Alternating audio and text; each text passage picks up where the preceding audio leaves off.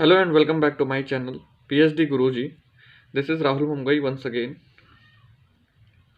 आज का जो टॉपिक है वो 11th क्लास के लिए है, जो कि चैप्टर 2 है, अध्याय 2, ओलंपिक शिक्षा का महत्व, ओलंपिक वैल्यू एजुकेशन। सीबीएसई के पाठ्यक्रम में जो आपको पढ़ना है वो है ओलंपिक, पैरालंपिक तथा स्पेशल ओलंपिक, ओलंपिक प्रतीक, ओलंपिक आदर्श, उद्देश्य व मूल्य, अंतर्राष्ट्रीय ओलंपिक समिति तथा राष्ट्रीय ओलंपिक संघ।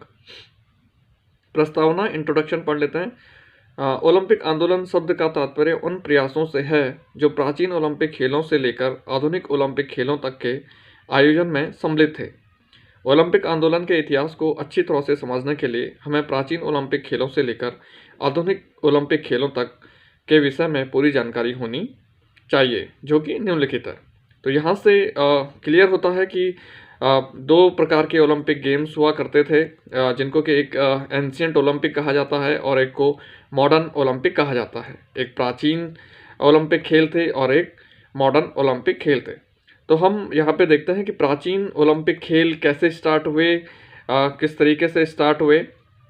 तो यहाँ पे कुछ किंवदंतियाँ हैं, कुछ कहानियाँ हैं, स्टोरीज़ हैं, यहाँ पे देखते हैं। प्राचीन ओलंपिक खेलों की शुरुआत कब और कैसे हुई, इस विषय में कोई अधिकृत जानकारी या निश्चित प्रमाण नहीं मिलते हैं। हालांकि लिखित इतिहास में जो भी थोड़ी बहुत जानकारी उपलब्ध है, उसके आधार पर यह माना जाता है कि प्रथम प्राचीन ओलंपिक खेल 776 ईस्वी पूर्व ओलंपिया घाटी में शुरू हुए थे। कुछ विद्वानों के अनुसार प्राचीन ओलंपिया निवासी जूस को अपना इष्ट देव मानते थे। जूस नाम के वहाँ पे एक देवता माने जाते हैं। उनके पुत्र हरक्यूलिस ने ही अपने पिता के सम्मान में इन खेलों की शुरुआत की। कुछ विद्वानों का मानना है कि देवी देवताओं में धरती पर अधिकार के लिए कुश्ती हुई। यह कुश्ती जूस और क्रोनोस के बीच हुई थी, जिसमें जूस की विजय हुई। इसी विजय की खुशी मनाने के लिए इन खेलों का आयोजन किया जाने लगा। इन ओलंपिक खेलों के प्रारंभ होने का कारण कुछ भी रहा हो, लेकिन इतना अवश्य है कि इन खेलों का आयोजन प्रथम बार ओलंपिया नामक सुंदर घाटी में किया गया था। इसी कारण से इन खेलों को ओलंपिक खेल कहा जाने लगा। प्राचीन ओलंपिक खेल लगभग कई सौ वर्षों तक आयोजित किए जाते रहे हैं। इन खेलों के कुछ नियम निम्न हैं। क्या क्या रूल एंड रेगुलेशन से जो एंशियंट ओलंपिक था, जो प्राचीन ओलंपिक खेल थे, उनमें क्या क्या नियम थे, उनके बारे में बात करेंगे। तो पहला नियम था, प्रतियोगी केवल यूनानी मूल का तथा शारीरिक रूप से सुयोग्य होना चाहिए। जो भी कंपटीटर है, जो भी पार्टिसिपेंट्स हैं, वो यूनान के होने चाहिए, ग्रीस के होने चाहिए और शारीरिक रूप से स्वस्थ होने चाहिए। गुलाम तथा दंडित व्यक्तियों को इन खेलों में भाग लेने की इजाज़त नहीं थी। जो भी गुलाम व्यक्ति थे, जिनको भी पनिशमेंट दी जाती थी, उस समय जो दास बनाए जाते थे, उन व्यक्तियों को इन खेलों में खेलने की इजाज़त नहीं थी। ओलंपिक खेलों की शुरुआत से एक महीने पहले से ही प्रतियोगियों को ओलंपिया में ही रहना पड़ता था। एक महीने पहले वो ओलंपिया नामक स्थान पर रहेंगे। विवाहित स्त्रियों को प्रतियोगिताओं में या प्रतिस्पर्धाओं में भाग लेने तथा खेलों को देखने की भी इजाज़त नहीं थी। खेलों में भाग लेने के लिए किसी विशेषज्ञ के अधीन एक महीने तक अभ्यास करना अनिवार्य था। इन खेलों में केवल शौकिया खिलाड़ी ही प्रतिभाग कर सकते थे। खेलों का उद्घाटन कैसे होता था, ओपनिंग सेरेमनी ऑफ गेम्स, या ये कैसे होती थी। खेलों के उद्घाटन समारोह वाले दिन सभी खिलाड़ियों तथा प्रशिक्षक सभा भवन में एकत्रित होते थे, जहां उन्हें खेलों में नियमानुसार भाग लेने की शपथ दिलाई जाती थी। जो रूल्स एंड रेगुलेशंस हैं, उनके तहत ही आपको खेलना है, ये शपथ दिलाई जाती थी। जो भी कोचेस थे, जो भी प्लेयर्स थे, जो भी एथलीट्स थे। इसके बाद जूस नामक देवता के सामने पशु शुअर की बलि चढ़ाई जाती थी। फिर सभी खिलाड़ी मार्च पास करते हुए खेल के मैदान में आते थे, जहां उनका परिचय दर्शकों को दिया जाता था। इसके बाद खेलों की शुरुआत की घोषणा होती थी और खेल शुरू हो जाते थे। समय के साथ साथ इन खेलों की संख्या में भी वृद्धि होती चली गई, जिसके कारण यह प्रतियोगिता 5 दिनों के लिए आयोजित की जाने लगी। पहले दिन केवल धार्मिक कार्य किए जाते थे। दूसरे दिन मार्च पास, खिलाड़ियों से परिचय के अतिरिक्त रथ दौड़, घुड़दौड़ तथा पेंटाथलन प्रतियोगिताएं आयोजित की जाती थी। तीसरे दिन विभिन्न प्रकार की दौड़ें, कुश्ती तथा बॉक्सिंग प्रतियोगिता कराई जाती थी। चौथे दिन एथलेटिक इवेंट्स होते थे, कुश्ती, बॉक्सिंग होती थी, जबकि पांचवें दिन केवल मनोरंजन संबंधित कार्यक्रम होते थे। पुरस्कार में पहले क्या दिया जाता था? जो प्राचीन ओलंपिक खेल थे, शुरुआती ओलंपिक खेलों में विजेताओं को जैतून, जो ऑलिव लीव्स होती हैं, जैतून की पत्तियों से बना हार पहनाकर अनाज और पशु पुरस्कार में दिए जाते थे। क्योंकि इन खेलों में पुरस्कार की अपेक्षा खिलाड़ियों को आदर व सम्मान अधिक दिया जाता था, जो रिकग्निशन है, जो मान्यता है, जो पहचान है, वो ज़्यादा मिलता था। इसलिए खिलाड़ी इन खेलों में पुरस्कार के लिए नहीं बल्कि सम्मान व आदर प्राप्त करने के लिए भाग लेते थे और उनको जीतते थे। प्राचीन ओलंपिक खेलों का पतन कैसे हुआ? जो डिक्लाइन फेज है वो कैसे आया एंशियंट ओलंपिक गेम्स का? सन 394 ईस्वी में रोम के राजा हुए थियोडोसिस नाम से हुए, जो थियोडोसिस प्रथम थे। उन्होंने ओलंपिक खेलों पर पाबंदी लगा दी गई, स्टेडियम को तोड़वा दिया, गिरवा दिया। परंतु कई सदियां गुजरने के बाद भी लोगों के मन में इन खेलों के प्रति आकर्षण बना रहा और बहुत सारी सेंचुरीज हो गई तो भी लोगों के दिलों में ये खेल जिंदा रहे। और इसके बाद बात करते हैं आधुनिक ओलंपिक खेल कैसे स्टार्ट हुए। तो आधुनिक ओलंपिक खेल जो मॉडर्न ओलंपिक गेम्स हैं, उनको जो उनका जन्मदाता है उनका नाम है बैरन डी कॉबेटन। प्राचीन ओलंपिक खेलों को फिर से शुरू करने का अथवा आधुनिक ओलंपिक खेलों की शुरुआत करने का श्रेय फ्रांस के बैरन डी कॉबेटिन को दिया जाता है। उनका मानना था कि बिना शारीरिक प्रशिक्षण के बुद्धि का अपेक्षित विकास नहीं हो सकता, और एक किसी हद तक बहुत सही है। कॉबेटिन ने सन 1893 में 1893 में अनेक देशों के प्रतिनिधियों की एक बैठक आयोजित की। इस बैठक में कुछ देश जैसे यूनान, स्पेन, इटली और स्वीडन इन खेलों को शुरू करने के पक्ष में थे, जबकि बाकी सभी देश इससे सहमत नहीं थे। कॉबेटिन ने यही हिम्मत नहीं हारी।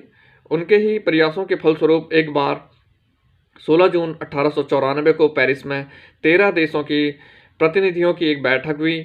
इसमें यह निर्णय लिया गया कि खेल प्रतियोगिताएं ग्रीक ओलंपिक खेलों की तरह ही प्रत्येक चौथे वर्ष कराई जानी चाहिए तथा प्रत्येक देश को इन खेलों में भाग लेने के लिए आमंत्रित किया जाना चाहिए।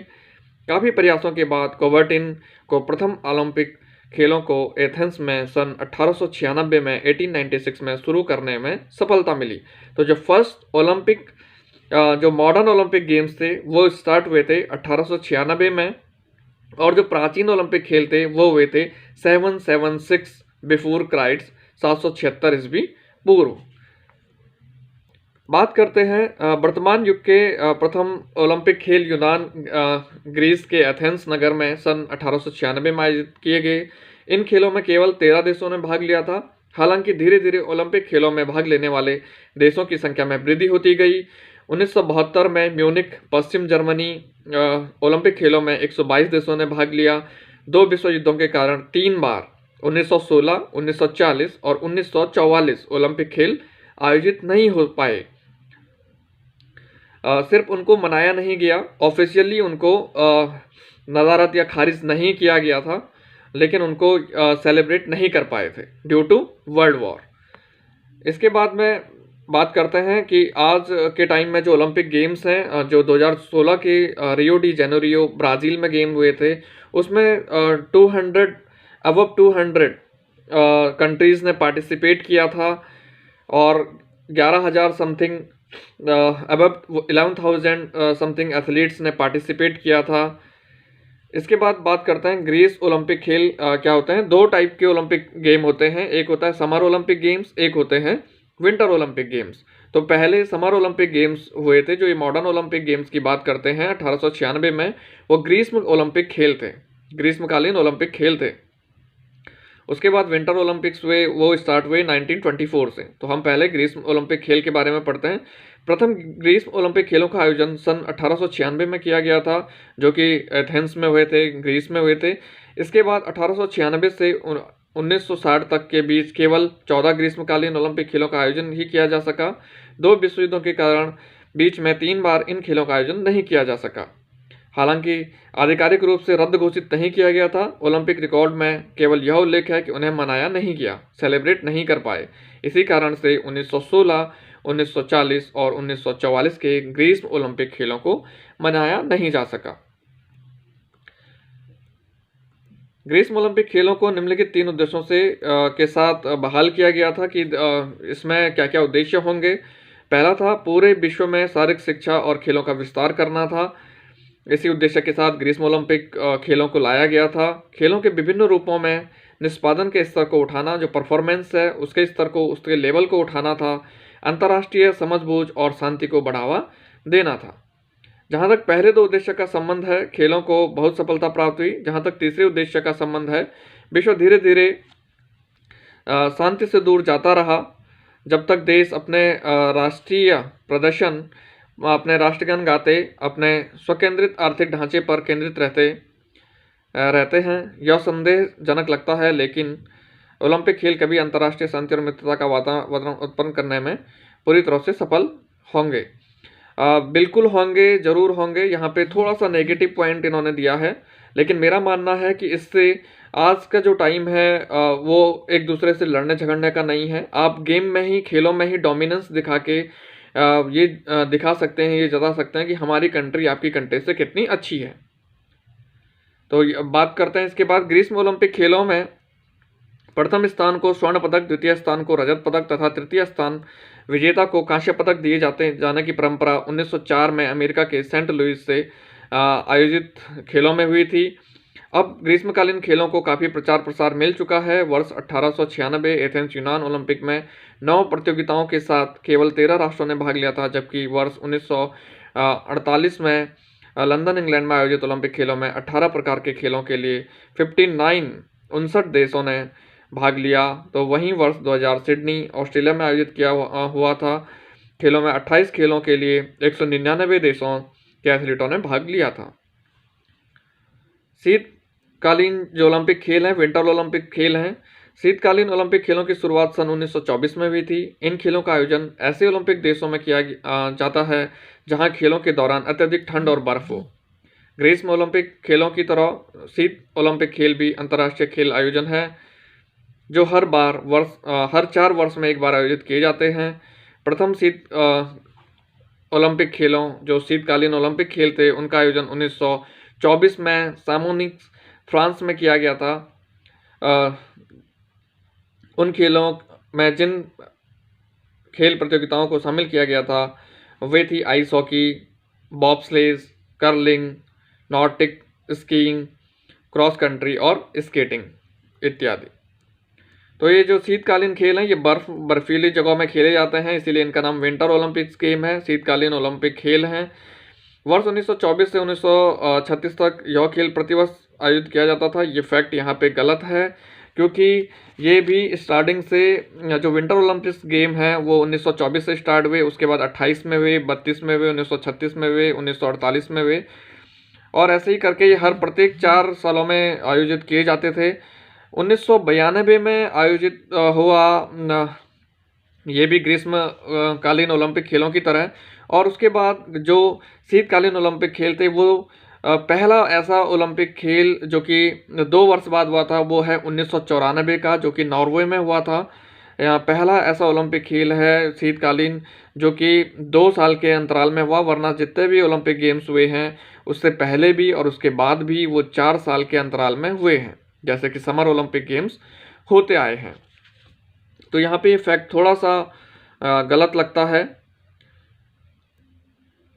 1992 तक शीत ओलंपिक और ग्रीष्म ओलंपिक खेल एक ही वर्ष आयोजित किए जाते थे, लेकिन 1986 में अंतर्राष्ट्रीय ओलंपिक समिति आईओसी के निर्णय के पश्चात ग्रीष्म और शीत 4 वर्ष की अलग अलग अवधि में परिवर्ती संख्यक वर्षों में होने लगे। 1994 का जो शीतकालीन ओलंपिक खेल था वो 1992 के बाद 2 साल के बाद ही आयोजित किया गया था, जबकि जो ग्रीष्मकालीन ओलंपिक खेल थे 1992 से उसके बाद 1996 में आयोजित किया गया। तो अब ये प्रत्येक अल्टरनेट 2 ईयर्स पे होते हैं।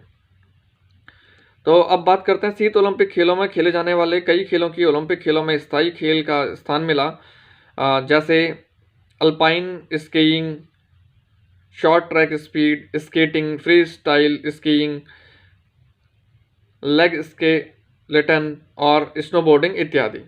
अन्य खेल जैसे कि कटिंग और बॉब्साइंग को बंद कर दिया गया था और बाद में पुनः शुरू किया गया। कुछ अन्य खेल जैसे स्पीड स्कीइंग बैंडी और स्काई जोरिंग केवल प्रदर्शन खेल थे, लेकिन ओलंपिक खेलों के रूप में उन्हें कभी शामिल नहीं किया गया। ओलंपिक खेल का जो आदर्श शब्द है, ओलंपिक मोटो क्या है, ये क्वेश्चन बहुत बार आता है एग्जाम में। ओलंपिक मोटो जो लैटिन वर्ड है उससे लिया गया है, तो वो है सिटियस, अल्टियस एंड फोर्टियस। तो इनके मीनिंग भी आ जाते हैं। तेज मतलब फास्टेस्ट, सिटियस का मतलब है फास्टेस्ट, अल्टियस का मतलब है ऊंचा, हायर, और फोर्टियस का मतलब है स्ट्रोंगर, शक्तिशाली। तो आप ये याद रखें कि एल्टियस का मतलब ऊंचा, मतलब एल्टीट्यूड। तो एल्टीट्यूड क्या होता है, हाई एल्टीट्यूड हम बात करते हैं, तो आप उससे ये याद रख सकते हैं। और फोर्टियस स्ट्रोंगर और सिटियस फास्टेस्ट, तेज। इन शब्दों का अर्थ है व्यक्ति को हमेशा पहले से और तेज, ऊंचे और शक्तिशाली स्तर को पाने का प्रयास करते रहना चाहिए। ओलंपिक ध्वज की बात करते हैं। ओलंपिक ध्वज क्या होता है, एक सिल्क का कपड़ा होता है सफ़ेद, उस पर 5 छल्लेदार, जैसे कि आपको ये पिक्चर में देखने को मिल रहा है। ओलंपिक ध्वज सफ़ेद सिल्क का बना होता है, जिस पर 5 छल्ले आपस में जुड़े हुए होते हैं। ये छल्ले विश्व के 5 महाद्वीपों अमेरिका, यूरोप, ऑस्ट्रेलिया, एशिया और अफ्रीका का प्रतिनिधित्व करते हैं। 5 छल्ले अलग अलग रंग के होते हैं, जैसे कि पीला, हरा, लाल, नीला और काला। इन छल्लों का आपस में जुड़ा होना सहयोग तथा मैत्री का प्रतीक है, ब्रदरहुड का प्रतीक है, यूनिटी ऑफ वर्ड का प्रतीक है। ओलंपिक ज्योति, जो कि ओलंपिक फ्लेम होती है। ओलंपिक ज्योति मसाल एक प्रकार से शांति के प्रतीक है। यह ज्योति यूनान से ओलंपिक गांव में प्रज्वलित की जाती है तथा विभिन्न खिलाड़ियों के द्वारा इस ज्योति को इस स्थान तक पहुंचाया जाता है जहां ओलंपिक खेलों का आयोजन होता है। इस ज्योति को कभी बुझने नहीं दिया जाता, अर्थात जितने दिनों तक यह ओलंपिक खेल चलते हैं उतने दिनों तक यह निरंतर जलती रहती है। ओलंपिक खेलों के समापन समारोह पर ही इसे बुझाया जाता है। जैसे कि अभी 2016 का जो ओलंपिक ग्रीष्म ओलंपिक खेल थे, समर ओलंपिक गेम थे, वो ब्राज़ील रियो डी जेनेरो में थे। तो ये जो मसाल है ये ओलंपिक जो यूनान है वहाँ से चल के रियो डी जेनेरो तक पहुँचाई जाती है, जहाँ पे आयोजन होता है वहाँ तक पहुँचाई जाती है। ये मसाल की आप फोटो देख सकते हैं। ओलंपिक पुरस्कार, ओलंपिक खेलों में प्रथम स्थान प्राप्त करने वाले खिलाड़ी को सोने का तमगा, गोल्ड मेडल, दूसरे स्थान पर आने वाले को चांदी का तमगा, सिल्वर मेडल तथा तीसरे स्थान पर आने वाले खिलाड़ी को कांस्य का तमगा दिया जाता है। इसके अतिरिक्त विजेताओं को एक एक डिप्लोमा भी सर्टिफिकेट दिया जाता है। अगले 5 स्थान पर आने वाले खिलाड़ियों को भी सर्टिफिकेट प्रदान किया जाता है। इसके बाद बात करते हैं ओलंपिक शपथ, जो कि ओलंपिक ओथ होती है। ओलंपिक खेलों में उद्घाटन समारोह में एथलीटों द्वारा शपथ ली जाती है। मेजबान देश का एक प्रतिनिधि झंडा पकड़े हुए आगे आता है। सभी प्रतियोगी देशों के ध्वज को पकड़ने वाले प्रतिनिधि एथलीट भी अपने अपने स्थान पर आ जाते हैं। प्रतिनिधि एथलीट सभी एथलीटों की तरफ से शपथ लेता है और सभी एथलीट अपना दायां हाथ उठाकर उसके बाद शपथ को दोहराते हैं। हम शपथ लेते हैं कि हम इन ओलंपिक खेलों की इस प्रदा में वफादारी, विनियमों का आदर करते हुए जो उन्हें नियंत्रित करते हैं, खेलों के गौरव के लिए व अपने राष्ट्र के सम्मान के लिए सच्ची खेल भावना से इन खेलों में भागीदारी के इच्छुक भाग लेंगे। तो बेसिकली यही है कि रूल एंड रेगुलेशन के तहत खेलना है, कोई चीटिंग नहीं करनी है, कोई अनवांटेड एडवांटेज नहीं लेना है। और प्रतियोगियों के लिए नियम क्या है, ओलंपिक खेल प्रतियोगिताओं में कोई भी एमेच्योर पुरुष या स्त्री भाग ले सकते हैं। हालांकि ये खिलाड़ी भिन्न भिन्न सदस्य देशों की राष्ट्रीय ओलंपिक समिति के द्वारा ही भेजे जाते हैं। ओलंपिक खेलों का उद्घाटन समारोह कैसे होता है, Olympic ceremony of Olympic games. Olympia गांव में ओलंपिक ज्योति को सूर्य की किरणों से प्रज्वलित किया जाता है। फिर इस ज्योति को उस शहर में लाया जाता है जहां पर ओलंपिक खेलों का आयोजन किया जाना है। स्टेडियम में मेजबान देश के राष्ट्रपति या प्रधानमंत्री के द्वारा इन खेलों की शुरुआत की घोषणा की जाती है। सभी खिलाड़ी मार्च पास्ट के बाद शपथ ग्रहण करते हैं। उसके बाद ओलंपिक झंडा लहराया जाता है और ओलंपिक ज्योति प्रज्वलित की जाती है। इसके बाद बात करते हैं ओलंपिक खेलों का समापन कैसे होता है, closing ceremony of Olympic games. समापन समारोह में सभी देशों के खिलाड़ी एकत्रित होते हैं। ओलंपिक समिति के अध्यक्ष ओलंपिक खेलों की समाप्ति की घोषणा करते हैं।